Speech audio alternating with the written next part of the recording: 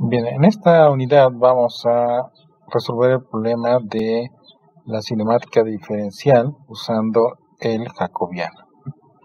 Para esto vamos a dividir nuestros temas en los siguientes.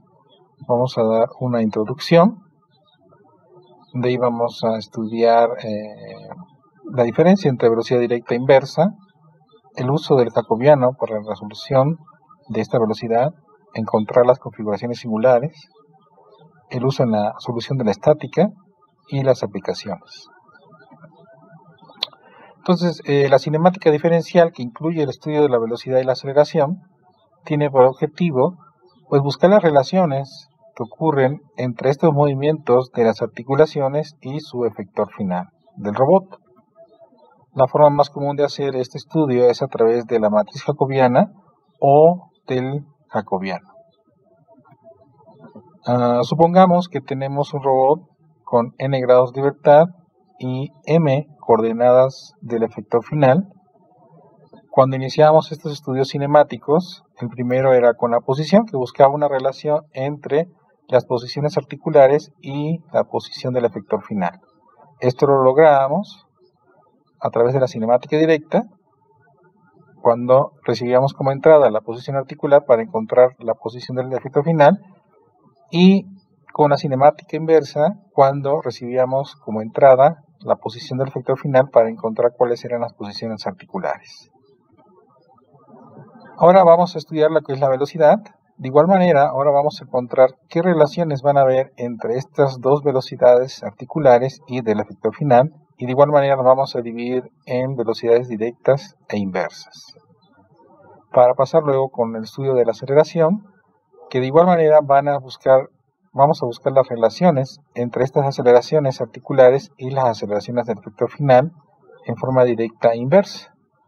En la forma directa, igual que veíamos en la cinemática directa, podríamos atacar cualquier caso general cuando n no necesariamente era igual que m, pero que en el caso inverso buscábamos siempre tener el caso particular de que n fuera igual que m, o sea que tuviéramos los mismos grados de libertad que coordenadas del efector final.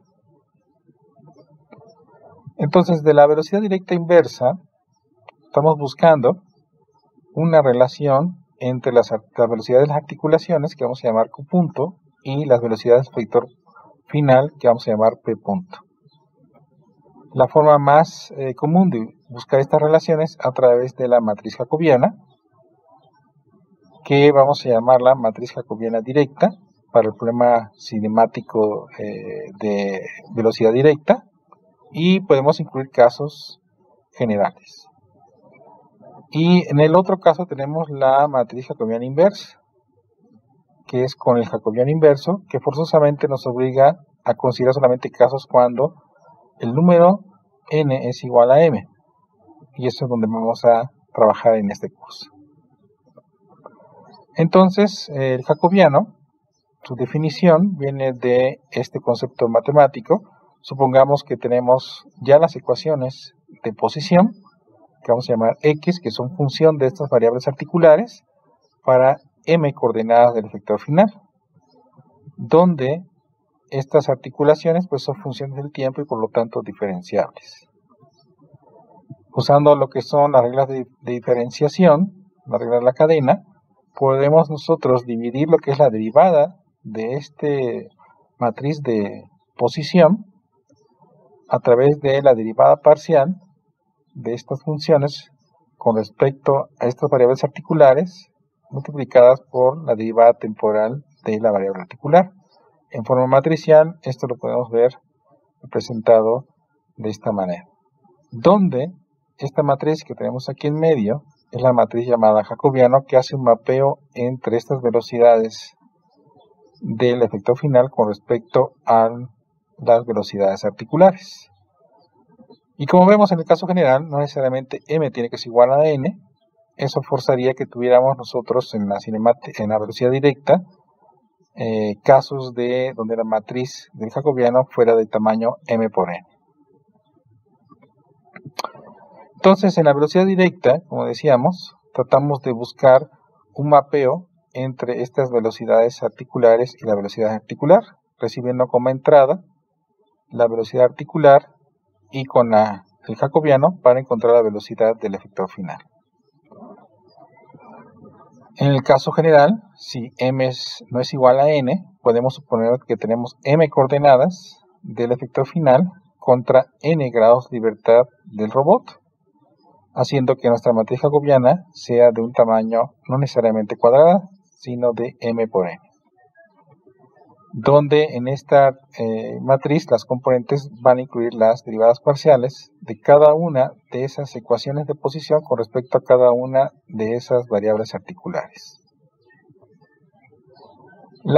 Por su parte, la velocidad inversa, entonces en este caso necesitamos poner el problema inverso.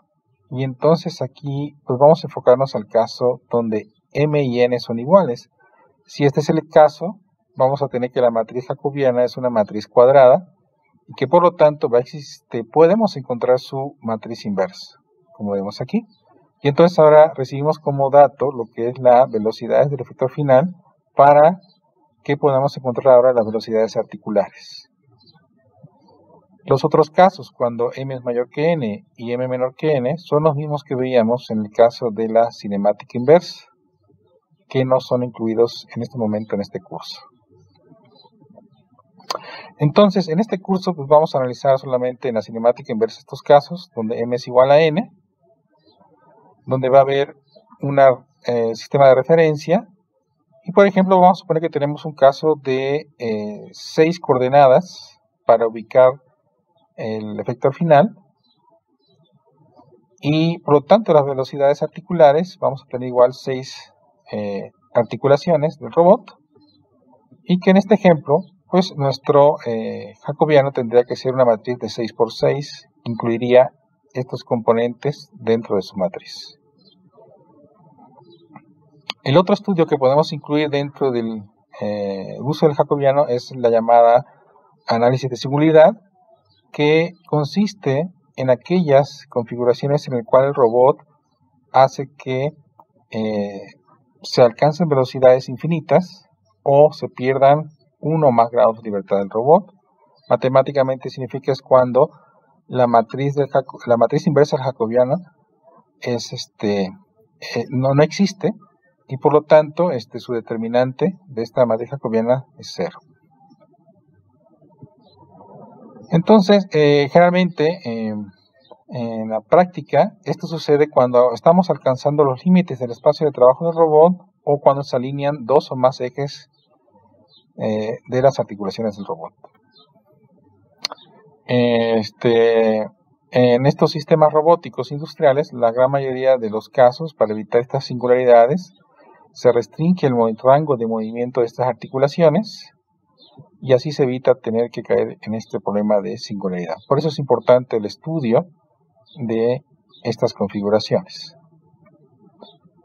La redundancia, pues, es otro estudio interesante que tiene que ver cuando tenemos más grados de libertad que número de coordenadas del efector final, que por lo tanto pues van a existir infinito número de configuraciones posibles para ubicar el efector final. Entonces, en este caso, pues vamos a tener una matriz que no es cuadrada, y entonces necesitamos resolver el problema para llegar a una solución. Muchos de los casos lo que se hace pues es recurrir a problemas de optimización que permiten que podamos nosotros agregar restricciones adicionales en función de algo que vamos a optimizar, alguna característica que queremos optimizar, y así encontrar una solución única.